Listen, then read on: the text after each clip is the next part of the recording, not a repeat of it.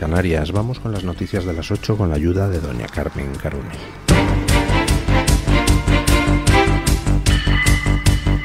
Actualizamos la información a esta hora de la mañana hablándoles de las consecuencias de la nefasta gestión del gobierno de Pedro Sánchez.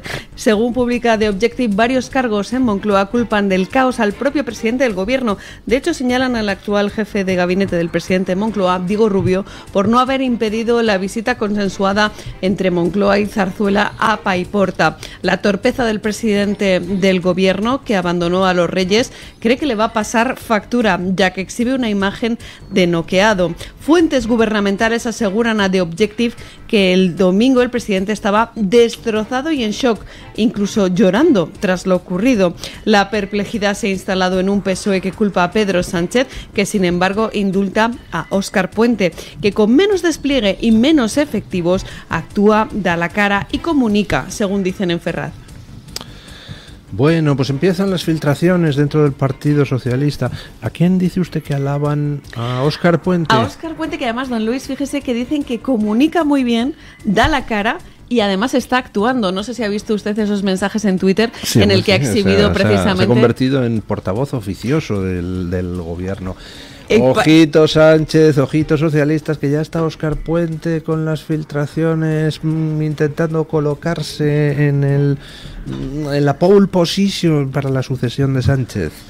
Muy interesante esto de que filtren desde dentro del Partido Socialista que Sánchez está noqueado y que Sánchez estaba el domingo pues destrozado y llorando. Bueno, no me extraña. Vamos a ver si tú resulta que quedas como un perfecto cobarde Paiporta, pues me supongo yo que mucho no te gusta el episodio. Pero sobre todo, yo creo que de lo que debía de llorar Sánchez es de rabia, ¿no? O sea, me imagino que si ya antes odiaba al rey de España, ahora debe de ser un odio africano, de estos de si pudiera le metía la faca, porque al final el episodio de Paiporta deja peor a Sánchez por comparación, porque es que Sánchez se fue y el rey se quedó. Y el rey se quedó a hacer lo que tiene que hacer un jefe de Estado y lo que tiene que hacer también un primer ministro y un político que simplemente tenga un poquito de empatía por la gente, un poquito de dominio de sí mismo y que, hombre, un poquito de arrestos para afrontar lo que era una indignación suscitada por causas bastante razonables. Oiga, es que acaba de quedar arrasado el pueblo. Y no sé, la gente se ha sentido abandonada. Quizá eso le parecen a Sánchez buenos motivos para que la gente estuviera indignada, pues más motivo para haber actuado desde el principio y para dar la cara y afrontar las cosas. Y si estás superado por los acontecimientos, lárgate. Yo también coincido con estas fuentes filtradoras del Partido Socialista en que Sánchez está noqueado. Solo alguien noqueado comete los errores que cometió Sánchez en su rueda de prensa de aclararnos por 2 veces que él está bien. Madre mía. Solo un Sánchez noqueado es capaz de decir aquello tan inhumano de si necesitan más recursos, que los pidan. Solo un Sánchez noqueado es capaz de movilizar a través de Marlaska a la Guardia Civil, que ha mandado, ojo, a una unidad antiterrorista a Valencia para detener a 3 vecinos. Solo un Sánchez noqueado es capaz de cometer ese tipo de errores y de perseverar en la caída. Sánchez está en el hoyo y sigue cavando.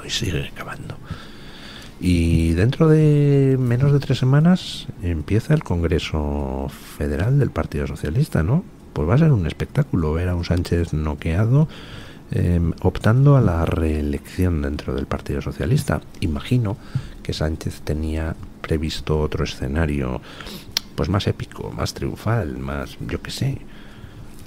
Cuentan que por Moncloa el rumor que circulaba era que Sánchez pensaba zafarse del tema de la corrupción, pues convocando elecciones, aprovechando la victoria de Trump, y si Trump ganaba, convocar inmediatamente, pues con el mismo argumento de Pablo Iglesias: alerta antifascista, mirad lo que ha pasado en Estados Unidos por los bulos y por la desinformación y la ultraderecha y los canallas, que con ese tipo de argumento para intentar ganar las elecciones, y si no convalidar gobierno, al menos quedar por delante de Feijóo. Ese era el rumor en Moncloa antes de la catástrofe.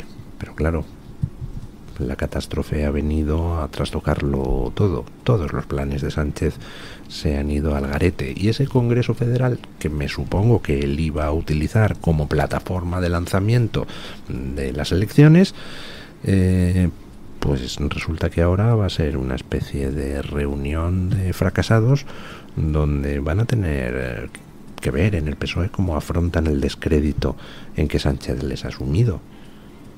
Descrédito por la corrupción y descrédito por la negligencia, posiblemente criminal, en la atención a los valencianos después de la catástrofe. Muy interesante ese artículo de Ketty Garat en The Objective. Les recomiendo que lo lean. Cargos del PSOE culpan a Moncloa del caos en la gestión y ven a Sánchez noqueado. El conocido como decretazo de Pedro Sánchez para la televisión pública no convence a los trabajadores de la corporación. Por eso, el Consejo de Informativos de Radio Televisión Española ha convocado a todos los trabajadores de la corporación pública a un paro de 10 minutos el próximo 13 de noviembre en todos los centros y a distintas horas, en protesta por el Real Decreto aprobado por el Gobierno y sus socios.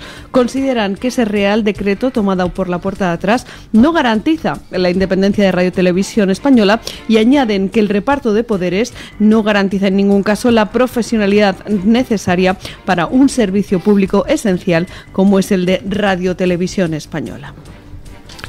Bueno, pues a ver si es verdad, a ver si hay un paro en Radio Televisión Española de los trabajadores y dejan Radio Televisión Española en negro para protestar por lo que es, pues algo realmente infame. Ayer se reunió el Congreso otra vez para ya nombrar uno por uno a los paniaguados del PSOE, de Junts, de RC, del PNV, de Sumar, etcétera, que van a empotrar en el Consejo de Radio Televisión Española cobrando más de 100.000 euros cada uno al año. Antes no tenían sueldo los consejeros, ahora se lo ponen y es de más de 100.000.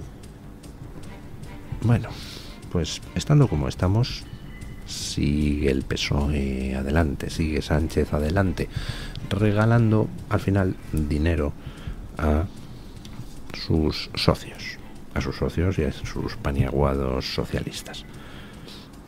El espectáculo es realmente lamentable y me parece muy bien que los trabajadores de Radio Televisión Española convoquen paros contra ese decretazo, a ver si es verdad y se materializan. Y vemos cuánta gente en Radio Televisión Española les parece bien esta toma de control que se superpone al control que ya existía en la televisión, que debería ser la televisión de todos. Una cosa que he dicho en estos días pasados sobre lo de televisión, a mí no me preocupa demasiado el que el que hagan esta toma definitiva de control. Es decir, Radio Televisión Española lleva manipulando en favor de Sánchez a calzón quitado muchísimo tiempo. O sea, más no pueden manipular, aunque se ponga este Consejo de Radio Televisión Española. Vamos, lo único que se me ocurre es ya que le hicieran una felación en directo a Sánchez en la televisión. ¿Qué quieren que les diga? Es lo único que les falta, eso, o apedrear a Abascal también en vivo y en directo. Salvo eso, todo lo demás lo han hecho. Televisión Española es una basura sectaria desde hace muchísimo tiempo, por tanto esto no va a significar más manipulación, porque es imposible, ni tampoco va a significar más influencia sobre la opinión pública, porque la que tiene ya Radio Televisión Española es mínima y está en descenso. Lo triste es que encima las cosas van a seguir como hasta ahora, donde ¿quién es el que pone y quita presentadores? ¿El Consejo de Radio Televisión Española? No, es Sánchez. Es Sánchez quien puso a Silvia Ichaurrondo, es Sánchez quien puso a Broncano. Sánchez con su dedazo. De hecho, para poner a Broncano se cargó a quien dirigía Televisión Española antes. No es el Consejo de Radio Televisión Española quien va a nombrar al gente, va a seguir siendo Sánchez. Por tanto, no cambia nada. Lo único que cambia es que nos va a costar 1 millón de euros más a los españoles el pagarle el sueldo a esta gente, 1 millón de euros que sirve, pues eso, para que RC empotre a uno de los suyos, para que Puigdemont empotre a otro, el PNV a otro, etcétera, etcétera, etcétera. Es decir, al final es un reparto cutre de un poco de dinero más. Bueno, en Estados Unidos la onda de choque de la victoria de Trump pues resuena por todas las tertulias, por todas las cancillerías, por todos los lugares del orbe. Escucha. Donald Trump vuelve por la puerta grande y se convierte en president again. Él logra una contundente victoria en las elecciones que se celebraron ayer en Estados Unidos, así que el próximo 20 de enero se convertirá en el segundo presidente del país en alcanzar un segundo mandato no consecutivo. El expresidente obtuvo 312 votos en el colegio electoral, superando ampliamente los 270 necesarios para asumir nuevamente la presidencia. La victoria de Donald Trump es tan contundente que tendrá manos libres para cambiar el país, porque el Partido Republicano ha recuperado el control del Senado y probablemente el de la Cámara de Representantes. Los datos reflejan que en el Senado ha logrado alcanzar 51 de los 100 escaños, lo que asegura una mayoría que fortalecerá su agenda en el Congreso. Los análisis coinciden en que el voto hispano ha sido fundamental en los estados clave. Bueno, lo gracioso del análisis de los resultados es que Trump aumenta muchísimo su voto entre los votantes negros, entre los votantes hispanos, entre las mujeres, mientras que Kamala Harris empeora en muchísimo los resultados que obtuvo Biden hace 4 años. Solo hay 2 segmentos de electorado donde Trump haya empeorado resultados con respecto a hace 4 años. Esos 2 son, curiosamente, mujeres blancas con título universitario y mayores de 65 años. En todos los demás segmentos, Trump mejora resultados con respecto a hace 4 años, y hay muchísimos lugares de Estados Unidos, muchísimos ayuntamientos de Estados Unidos, condados, digamos, donde Trump gana al Partido Demócrata y donde el Partido Republicano no ganaba hace decenios. O sea, ha sido una barrida espectacular. Le saca 4 millones a Kamala, le saca 3%, a pesar de que las encuestas decían que había un empate. Bueno, ha habido algún episodio muy curioso donde, por ejemplo, pues toda la comunidad Amish, ¿saben ustedes quiénes son los Amish? Los de la película Único Testigo, esos que van en carreta de caballo y tienen un sombrerito así con alas y estas cosas, y pantalones con tirante y camisita blanca, y tienen pues una serie de orientaciones como de rechazo de la vida moderna y tal. Bueno, pues esta vez creo que han sido como 180.000 Amish que no habían votado en la vida y se han movilizado para registrarse como votantes y para ir a votar a Trump. ¿Y saben ustedes por qué? Pues porque al Partido Demócrata se le ocurrió, a través de uno de sus imbéciles habituales, tocarle las narices a los Amish pues con los temas feministas y todas esas cosas. Claro, que cómo se puede tolerar ese tipo de vida en estos días, y entonces se han movilizado en masa. Y en algún estado de Estados Unidos 180.000 votos pues te varían una elección por mucho. Así que pues nada, si te dedicas desde el Partido Demócrata, desde la izquierda, a ir pisando callos a todo el mundo, pisándoselo a los hombres, pisándoselo a los blancos, pisándoselo a todo lo que sean no progres, pisándoselo a los Amish, a los católicos, a los evangélicos, pues al final la gente lo que hace es votar en defensa propia, y en defensa propia pues le han dado una patada electoral en el culo a Kamala Harris y han reelegido a ese que los progres se empeñan en llamar nazi, cuando en realidad los nazis son ellos. Quien más se ha congratulado de la victoria de Trump es precisamente la comunidad judía estadounidense y mundial, porque Trump es un amigo del pueblo judío y porque esa comunidad judía está consternada por el avance inclemente de los nuevos nazis que desde la izquierda se dedican a fomentar todo tipo de antisemitismos. Bueno, pues nada, ha ganado Trump y ha ganado de manera arrolladora. Controlará el Congreso, controlará el Senado y eso implica, a su vez, que controlará los futuros nombramientos durante 4 años en los tribunales federales de justicia, incluyendo el Tribunal Supremo, lo que garantiza pues que la justicia va a ser bastante menos progre en los años venideros y se va a ajustar mucho más a lo que la Constitución estadounidense marca. Y ya tenemos la primera consecuencia a nivel internacional de la victoria de Trump. Ayer, nada más conocer la victoria de Trump, pues todos los líderes mundiales le felicitaron, incluido Sánchez.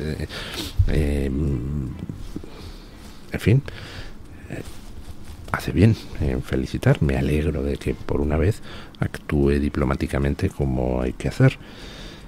Pero ya tenemos la primera consecuencia política. El gobierno alemán salta por los aires. Las divergencias en torno a la política económica y los constantes retos planteados por los liberales al canciller socialdemócrata Olaf Scholz han llevado anoche a la disolución del gobierno en Alemania. La frágil alianza entre socialdemócratas, liberales y verdes se ha roto, dinamitando el gobierno. El canciller alemán despidió a su ministro de Finanzas, a Christian Lindner, líder del Partido Liberal, quien había expresado fuertes críticas hacia Olaf Scholz y sus políticas. Curiosamente, el Partido Liberal se encuentra sumergido en una crisis interna tras arrastrar varios reveses electorales y, sin embargo, es la formación política que ha lastrado el Ejecutivo alemán al completo. Scholz se le someterá a una moción de confianza el próximo 15 de enero, lo que podría abrir la puerta a elecciones anticipadas en el mes de marzo. Recordemos que las elecciones generales en un principio estaban previstas para el 25 de septiembre de 2025. Bueno, pues ya tenemos que salta el gobierno alemán por los aires. ¿Y por qué digo que es consecuencia de la victoria de Trump? Pues porque al final la victoria de Trump altera el panorama político en todas partes y dependiendo de quién gane en Estados Unidos, pues los gobiernos saben que van a tener más margen en ciertas cosas o menos margen en otras. Trump, pues obviamente va a llevar sus políticas al terreno internacional y va a hacer cosas pues que ya avanzó en su primer mandato. Por ejemplo, retirarse de todos esos acuerdos decrecentistas que tratan de arruinar a Occidente en beneficio de China y que están plasmados en esa Agenda 2030. O, por ejemplo, pues cambiar lo que es el posicionamiento geoestratégico en lo que respecta al tema de Oriente Medio, donde creo que no se va a andar con chiquitas. O, por ejemplo, también en el tema de Ucrania, donde desde el minuto 1 Trump va a tratar de forzar una negociación entre Zelensky y Putin. Cambian un montón de cosas geoestratégicamente. Y eso influye en las políticas. Si no hubiera ganado Trump, pues posiblemente el gobierno alemán seguiría resistiendo, porque el hecho es que está roto internamente desde hace 4 meses, vamos, desde las elecciones regionales en Turingia y Sajonia. Pero estaban ahí aguantando a ver qué pasaba en las elecciones americanas. Ayer ya se vio que gana Trump y entonces Scholz pues ha decidido romper el gobierno, someterse a cuestión de confianza el próximo mes de enero y como la perderá, porque la va a perder, porque no tiene mayoría para poder recibir la confianza, pues entonces habrá elecciones anticipadas en marzo del año que viene en Alemania, con lo cual Alemania vivirá cambio de gobierno hacia la derecha a partir de marzo. El mundo entero está cambiando. Algunos no se enteran y algunos se piensan que es que el fascismo avanza. No, lo que avanza es el hartazgo de vuestras soberanas estupideces. Os habéis pasado 3 pueblos y tenemos ya ganas de recuperar algunos valores fundamentales. Como por ejemplo el valor de que, fíjate, lo que queremos es ser cada día más ricos, vivir cada día mejor, no vivir cada día peor. Lo que queremos es tener un coche que nos lleve al trabajo, no queremos tener que montar en bicicleta a los 62 años por obligación porque tú te has empeñado en tus paridas. Lo que queremos es que se trate igual a hombres y a mujeres. Lo que queremos es que no haya una inmigración ilegal, sino una inmigración legal y ordenada. Lo que queremos, en definitiva, es recuperar nuestra vida, que nos habéis arrebatado. Habéis conseguido que seamos más pobres, que seamos más inseguros y que encima pues estemos todos a bofetadas unos con otros. Estamos hartos ya de vosotros. Lo que avanza no es el fascismo, sino precisamente el antifascismo. Porque, en serio, queridos progres, coged un espejo y miraros.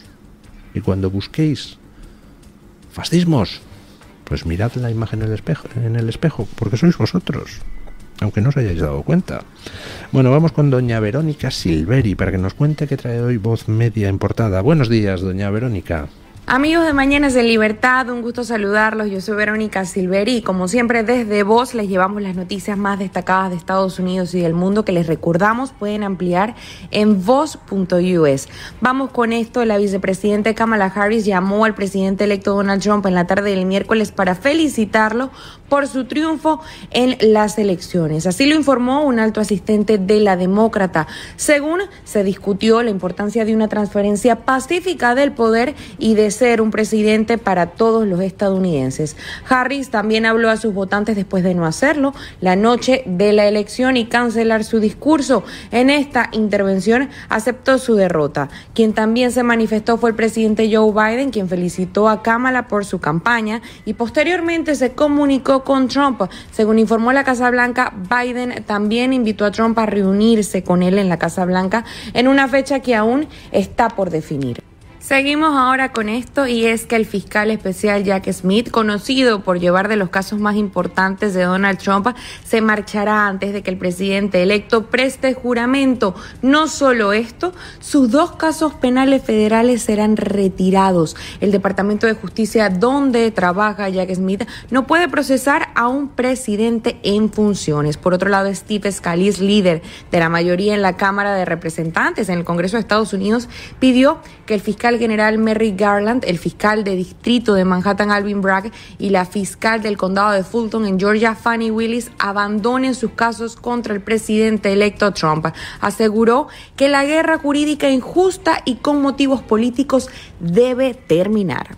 Y concluimos con esto. La victoria de Trump en las elecciones presidenciales hizo que el Bitcoin, la criptomoneda más conocida en el mundo, alcanzara un máximo histórico. El precio de la moneda digital llegó a un máximo de $73.389. La moneda rompió su récord anterior de $73.797 establecido el 14 de marzo. Con estas informaciones volvemos con ustedes. Les damos las gracias a todos y les recordamos ampliar todas estas noticias en voz.us. Feliz día. Gracias, doña Verónica. Y llegamos al momento más esperado del programa, la tertulia de deportes en Libertad. Y además yo